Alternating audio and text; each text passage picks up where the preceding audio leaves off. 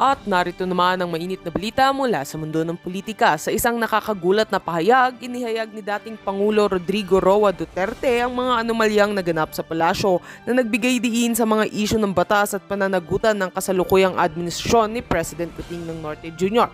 Sa isang press conference, isiniwalat ni Duterte ang mga hindi magandang gawain na kanyang nasaksihan noong siyang nakaupo.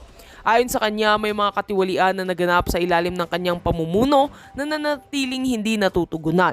Aniya, ito ay nagbigay ng dahilan upang isagawa ang masusing imbestigasyon na kinakailangan upang matiyak ang pananagutan. Dahil dito, nagbigay ng reaksyon ng ilang mga miyembro ng administrasyon ni Pangulong Marcos. Sinabi ni Secretary of Justice na sila ay handang makipagtulungan sa anumang imbestigasyon na ipapataw kaugnay ng mga ibinunyag ni Duterte. Tinayak din niyang ang gobyerno ay nananatiling tapat sa kanilang layuning linisin ang pangalan ng bansa sa mga isyu ng korupsyon. Samantala, ang mga mambabatas mula sa oposisyon ay nagbigay ng kanilang suporta sa mga pahayag ni Duterte. Tinukoy nila na ang mga aligasyon ay nagbigay diin sa pangangailangan ng transparency at accountability sa pamahalaan. Ayon sa kanila, ang pagkakaroon ng malalim na pagsisiyasat ay makakatulong sa pagbuo ng tiwala ng mga mamamayan sa gobyerno.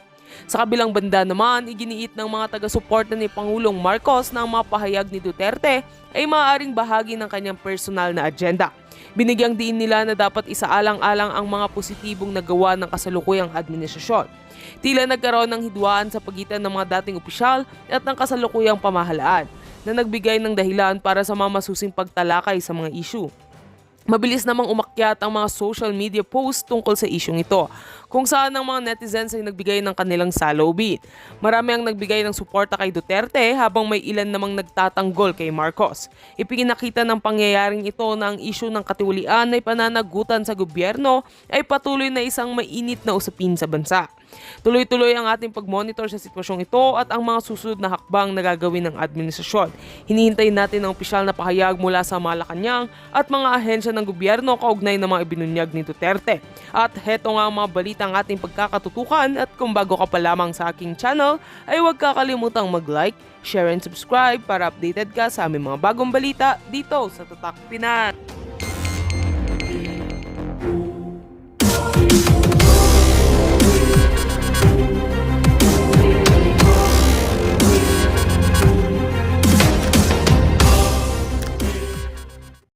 Alright. Ano? Wala nang gasolina dito sa Bicol, Madam Maharlika, sabi ni Ferdinand Dolosan. Hindi pa nakadaan ang truck ng gasolina papunta ng Bicol. Ayun nga, Ferdinand, mamaya nag-message ka pala sa Maharlika nitong dito ka tama nabalikan. Usap tayo after nating mag-vlog, ha? Kumusta ka dyan, Sadbana? Bibigyan ka pang gasolina.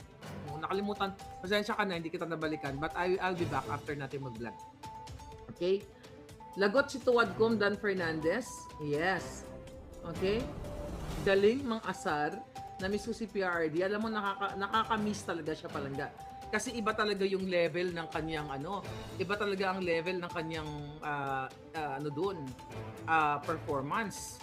Ngayon, lahat kayo napuyat. So imagine mo 9 hours pala yun. Sa haba-haba ng ating panonood. Hindi ko na namalayan, parang feeling ko, oh my God, Monday pa naman ba yun? I have a lot of things to do. 4 a.m. na. Nyeta, may appointment ako ng alas 10. Hello, kumusta naman ako? Anyway, so, tignan natin. Hindi, babalikan ko lang to. Alright. Ano to? Ganyan. Okay, ito. Okay. Okay.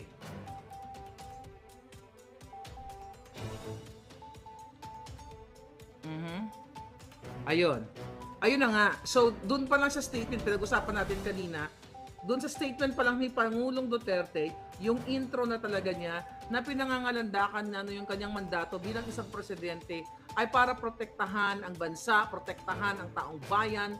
At talagang sabi niya doon sa kanyang statement, huwag niyong questionin ang aking polisiya, hindi ako mag-o-offer ng apology sa inyo o excuses. Kung ano yung mga ginawa ko yun. I did what I had to do. Sabi niya ganun. Maniwala kayo sa hindi dahil talagang yung war on D na yan, hindi pa tungkol sa paggurgur ng tao. Ito ay tungkol sa pagprotekta sa mga inosente. Paulit-ulit sinabi ng Pangulo doon Dahil yun nga, lagi niya in-insist na ako ay prosecutor, ako ay professor ako sa Philippine Military Academy ba? PMA, sa Philippine National Police siguro. Pinangangalandakan ni Pangulong Duterte at nireiterate niya na nagturo ako ng criminal law at ang turo ko sa mga pulis na huwag kang na ipagtanggol mo yung sarili mo kapag nanlaban, doon mo lang gugurgurin. Oo nga naman. 'Di ba? I think that's instinct. Pero wag na nating alisin na talagang may pulis na tiwali. Hindi naman nila inano yun eh. Ang problema lang kasi sa mga Dilawan, ang problema kay Dilima, kay Ontiveros, nagpo-focus lang sila doon sa mga biktima. Naintindihan natin yun. May mga inosente talagang nagugurgur. Pero doon lang sila nagpo-focus sa isa, dalawang tao kasi gusto nilang i-pin down. Sabi nga yun ni Pangulong Duterte na gusto siyang i-pin down ang mga Duterte o yung mga polis na ginagawa lamang niya yung kanyang trabaho. Imagine mo, bigla ko naalala. Nung sinabi ni Pangulong Duterte, nung na-shock ang mga nakapanood dahil si Colonel Grijaldo ay nag-expose na si Dan Fernandez, mga huwad committee na yan, si Abante, na inutusan siya o inudyukan siya na magsinungaling. Yun na nasabihin na si Pangulong Duterte ay nasa likod ng reward system na yan. Biglang magsaligbat itong si Dilima na, sinabi ni Pangulong Duterte o kakasuhan niya ng subornation of perjury or yung pag-uudyok, illegal na pag-uudyok o maling pag-uudyok sa mga testigo o sa mga resource person. Ang sabi pa naman ni Dilima, ginawa din yan sa amin, Your Honor. So yung si Dilima, si Virus, actually, walang impact sa kanila yung ginawa ni Fernandez, ginawa ni Abante na subornation of perjury. Yun ang sinasabi ni Pangulong Duterte sa lawyer. So wala siyang pakialam doon. Parang, ako kami din. Ginawa mo din sa amin yon.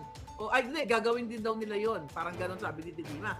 So walang pakialam talaga itong mga buwaka ng inang Dilawang Pulawan, dahil wala na yan, hindi yan sila anti-Marcos, sa tunay na issue na ginagawa ng WAD Committee at wala silang pakialam sa panggugurgur, sa pagsira sa milyon-milyong Pilipino ng mga kriminal, mga polboroni, kidnapper, katulad ni Lisa Tanas, wala talaga silang pakialam. Kasi tignan ito, ito si Dilima, nag-statement siya dito, ito.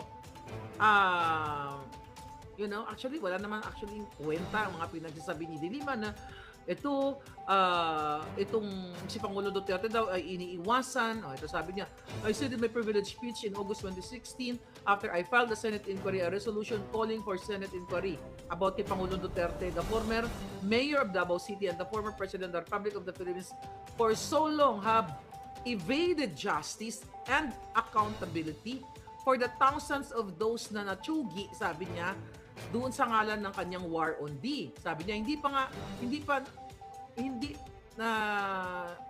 pa nagpapaawat, sabi niya, after all these years.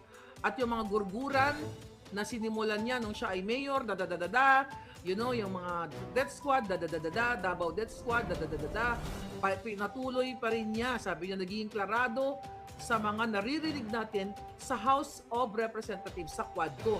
Una yon, intro yon. Ito na. Kasi nga, scripted yung kaputahan ni Romualdez dun sa Congress. Again, nung tinanong siya ni Senator Estrada, ni Jinggoy, di ba? Jinggoy, kamusta Jawan natin? Ay, nako. Hindi, nagtanong si Jinggoy actually. Ano ba yung tanong ni Jinggoy doon? Nakalimutan ko. Ano yung tanong ni Jinggoy doon kay Dilima? Sabi pala ni Jinggoy, Mayor, Mr. President, mukhang hindi ka yata tumitingin sa kaliwa mo. Yung kay Dilima kasi nasa kaliwa niya si Dilima. Para sabi yata ni Pangulong Duterte, wala man maganda doon. So parang nagtawanan na yung mga tao. So galit na galit si Ontiveros doon kasi nagtatawanan talaga yung mga tao, pati mga senador, mga luko-luko din kasi.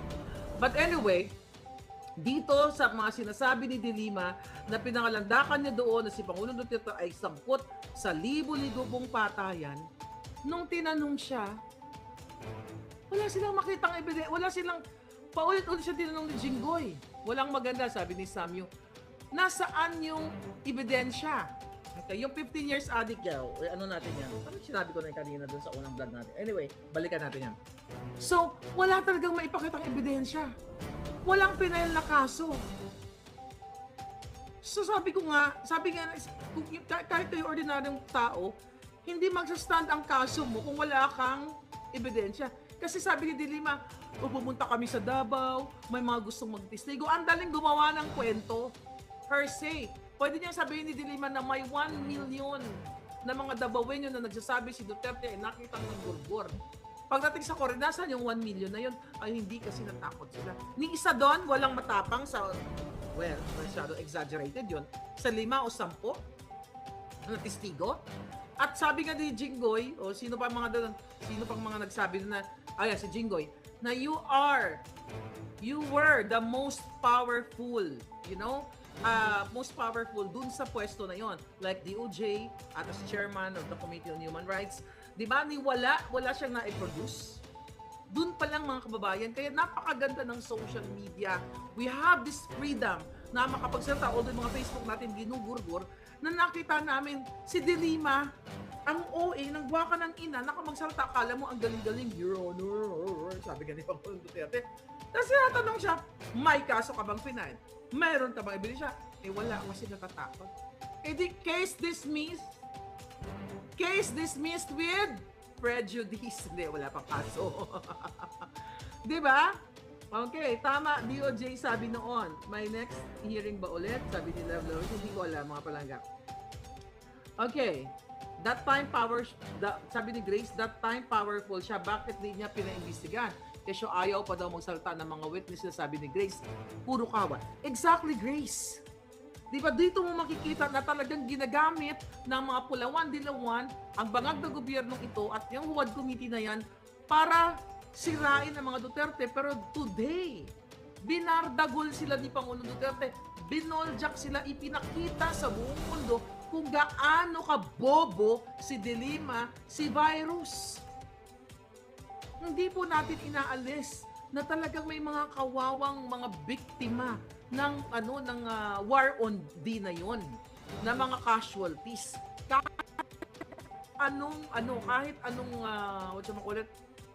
Kahit anong administrasyon at kahit saang bansa. Pero hindi mo pwedeng isisi kay Duterte lahat ng mga namatay, katulad nga ng kay Kia na yon, tapos isisi mo na si Duterte libo-libo. Ito yung nakalagay sa statement ni Dilima. Sabi pa niya, I was hoping that Colonel Garma and the others who already testified there at the Quadcom hearings, including also Kerwin Espinosa, would be here. Kasi wala doon. Absent. Di ba? Absent pa. Si Espinosa, si Garma, sino pa yon? Garma, Espinosa, sino pa yung mga julol na yon? Okay? Ano pa nga? Anyway, sino pa yung isa doon? Hindi naman kilala. Alright? Tiga yung mga comment. Baka nandyan. Absent doon. Ngayon, nakakaya talaga sila parang Herbert. Ngayon, sinasabi niya dito na gusto niyang sana sa susunod nandoon si Garma. Nabukilya na nga na kinausap ni Abante. 'Di ba, ni Fernandez, si Colonel Hector Grijaldo at kasabot si Garma na idiin ng Pangulong Duterte sa reward system. Kaya itong kabutahan ng Huwad Committee, hindi yan about para makasuhan ang Pangulong Duterte. Sabi nga ni Pangulong Duterte, wala pa kayong kinakaso sa akin. Nasaan na yung kaso? Parang ang tagal, di ba? Sinabi ni Pangulong Duterte, may isa walang kaso. Leonardo. Yeah, thank you, Palangga. Okay? Si Ronald Dayan, papatawag din. For sure, yung giti yung kipay ni Dilima, hal-hal na naman yun. Makakita ng saba. But anyway, Dilima, alam mo, dito mo pinatayan ngayong araw, yung mga paarte-arte mo na wala kang maipakita, wala kang abogado ka, di ba? Ibig sabihin, mahina kang ulo. Wala kang ebidensya, wala ka pang testigo. O ngayon, andyan na si Bangag. Hanggang ngayon, 2 years na si Bangag. Nakikipagsabuatan ka sa mga bangag, di ba? Nakipag-ayunan ka sa mga bangag. Bakit hindi mo humikon si Lisa Tanas na mag-produce kayo ng peking ebidensya? Tignan ko lang kung magsastand sa court. Kaya hindi nila makasukasuhan, okay? Sabi ni Jude Alcalde, pala utog daw si Dilima. Hindi makasukasuhan ang Pangulong Duterte dahil ngayong araw, napatunayan natin na wala po silang ebidensya even before nung panahon ni Noynoy 6 years na nasa power si Noynoy at powerful si De Lima noon. Mayroon pala siyang mga report na si Duterte ay ganito ganyan for 6 years, and then now wala na si Duterte, wala silang mailabas na ebidensya. Kasi yung sinasabi ni De Lima tungkol kay Garma, halatang scripted. Nakita nyo naman doon sa HOAD committee na yon. Kaya lahat ng kababuyan na pinagsasabi nila laban kay Pangulong Duterte, yung mga sinasabi ni De Lima na yung pinresenta si Matubato, lahat yun mga scripted. Dahil kung may matibay silang ebidensya, matagal na nilang pinailan ng kaso si Pangulong Duterte. Kaso wala talaga mga palangga, kaya naman dinurog sila ni Pangulong Duterte. May mga sinasabi pa doon, di ba yung pare, punta tayo sa pare bago ka makalimutan, doon na bagay natin kanina. 15 years na addictus benedictus. Self-confess na siya ay nagdurog. Tapos, ayun, it's the same narrative. Kia, namatay, 3, 4, 100, 300, tutututu, may mga PowerPoint, Paano mo papaniwalaan ng isang addictus benedictus for 15 years? Di ba, tinanong nga siya, Senator Bato, kung kailan siya nag-start ng pagiging addictus niya. 16 years old daw. Sabi niya, ilang taon ka nagpare? 31 daw. So 16 plus 15, that's 31. Nung sabi nga ni Bato, nung nasa sementaryo ka pa, nag-addictus benedictus ka. No offense sa mga biktima ng pagdudurog. No offense. For sure, in some way, mayroon tayong kamag-anak, kaibigan, kakilala, di ba, na nag-addict, na gusto natin ma-rehab sila, mabago sila. Kapag 15 years ka nag-addictus benedictus, may relapse yan. Nakakaduda ang iyong pag-iisip. Okay? Hindi ka basta-basta pinapaniwalaan na mag-statement. Kaya, yung statement nitong pari na to, Father Flavi na yon. Yung statement niya doon, na dinidiin pa rin, gurguran pa rin naman eh. Ang bottom line, gurguran. Si Duterte,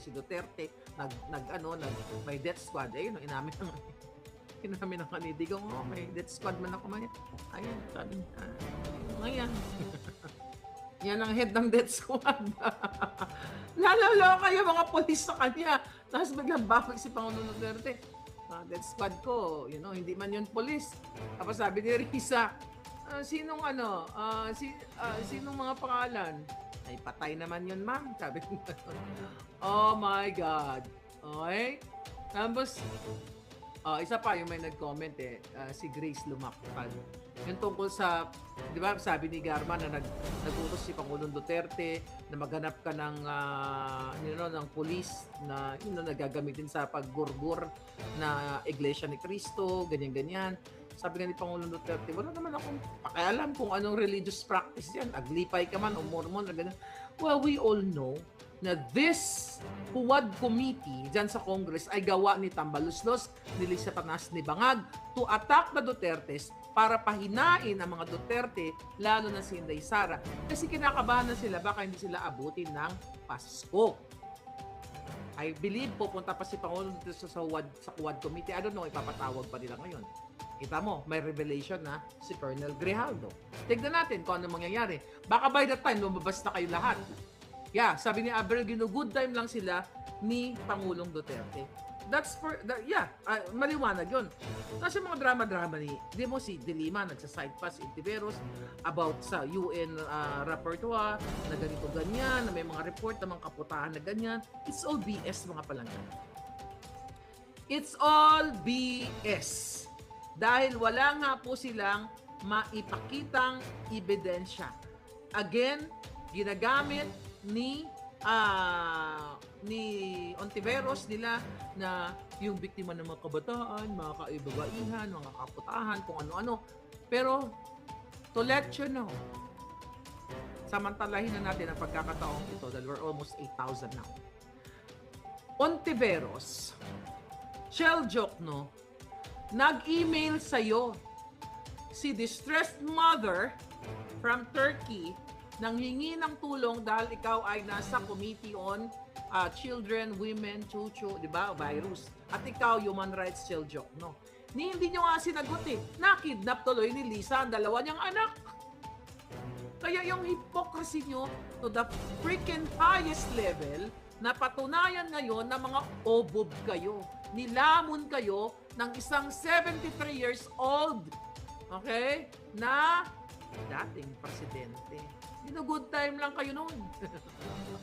As in, maloloka ka talaga sa, hindi naman na high blood si Pangulong Duterte, si ikaw high virus. Nakita ko, nakamusango talaga. Yung itsura talaga ni Ontiveros, oh. Nakaganon talaga siya all throughout. Never siyang umiti, lalo na kung, ano yun, nakalimutan ko yung intro ni, parang, may sinabi si Jinggoy tungkol sa kay De Lima eh, na may jowa ba? I forgot that, ang dami kasi information. Can you comment? Baka sino nakaalala nun? 79 na ba si Pangulo? Eh, pati sa edad, nagloko. Pati sa edad, si Pangulong Duterte, nagloko sa edad. Sabi niya kanina 73, di ba? 73, sabi niya kanina eh. Kaya yun naalala ko. But anyway, 79. Kwentuhan lang kayo ni Ferrari, sabi ni Celia. Whatever, let's settle later. Liz Vergara, let's settle later. So anyway, ayun. So, yung nakakatawa talaga dito, mga kababayan, talagang grabe yung pangburaot ni Pangulong Duterte sa kanila kanina. Alright? Paulit-ulit kasi nila binabanggit malawang paggurgur, na ganito ganon. Tapos, yun na nga, na si Pangulong Duterte ay nag-utos. Inamin naman ni Pangulong Duterte. Okay? Inamin niya lahat na siya ay, inutusan niya yung mga polis na gurgurin kapag lumaban. Doon lang umikot actually yung mga, yung mga pag-uusap doon. At paulit-ulit din sila Ontiveros. Alam mo, ang nakikita ko doon, inaabangan nila yung bawat word ni Pangulong Duterte para ma-incriminate siya. Pero talagang nilalaro sila. Kumbaga, nilalansi sila ng Pangulong Duterte. 79 daw si Pangulong Duterte, pero kanina sabi niya, 73 eh. 43, 43 daw siya, sabi ni Palanga. Yeah. Oo nga, no? Grabe, 80, si 79 na, pero ibang klase. Okay?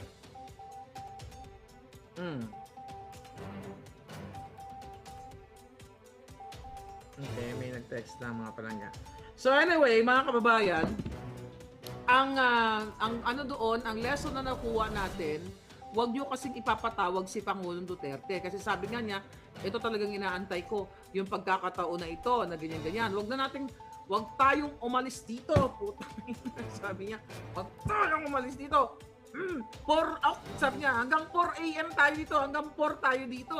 Di ba pinatay na nga lang ni, nung bandang huli, talagang tinapos na lang ni hindi, kanina sa hearing, Senior Traveler Vlogs, kanina sa hearing, sabi ni Pangulo 73 siya, nagdaya pa ng edad ng lolo niyo. Ay, nako, nagdaya pa ng edad ang lolo ninyo. Okay? Sabi ni Pobreng Pinoy, 27 years old pa lang si PRD, sa lakas magmura, salamat po, minura niyo. Grabe, walang nag-contempt, walang nag-question, si virus tungkol sa mura niya. Pero ang sinasabi naman ni Pangulong Duterte, yung mga ina-utter niyang pananalita, pagmura, ay para yun sa mga addictus benedictus, at syempre, para yun kay Bangag. Pero talagang nakulangan ako, kasi hindi nabanggit si Bangag. Alright? Okay, yung Brown, kung dinala ni Romualdez yung lahat ng mga barangay captain konsyal sa Davao City sa Conrad Hotel. Sabi ni Bedel, talaga ba ngayon? Hindi ko alam mga Palangga. Ano daw?